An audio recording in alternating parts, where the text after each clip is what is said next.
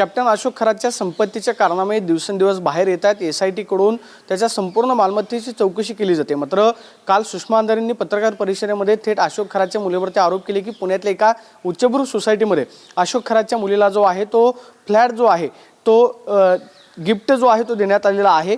पुण्यातल्या याच परिसरामध्ये आपण पाहतोय की जी 24 रत्नम ही बिल्डिंग आहे की जी शिवाजीनगरच्या मॉडेल कॉलनीमध्ये आहे। या 24 रत्नम या इमारतीमध्ये आपण पाहतोय की 701 7व्या मजल्यावरती जे आहे सृष्टी खरातचा आपल्याला फ्लॅट पाहायला मिळतोय की जे ही फ्लॅट जे आहेत तिने आपण पाहतोय की खरेदी केलेले होते। 13 सप्टेंबर 2023 ला या फ्लॅटचा खरेदी खत झालेला होता आणि खरातनं संबंधित बिल्डरला जे आहे 1,20,00,000 रुपये रोख स्वरूपात दिलेत असं सेलडेडमध्ये म्हटण्यात आलेलं आहे। मात्र सेलडेडमध्ये चेकनं व्यवहार केल्याचा कुठेही उल्लेख नाही।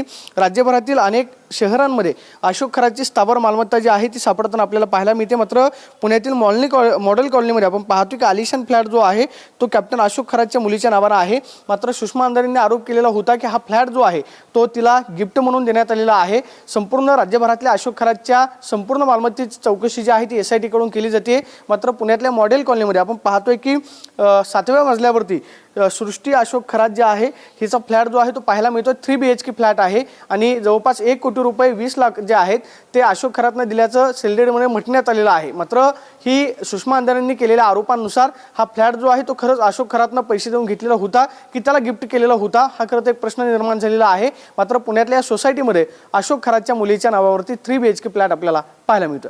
Camera person Sushant Raut, Pradeep Kapse, TV9 Marathi, Pune.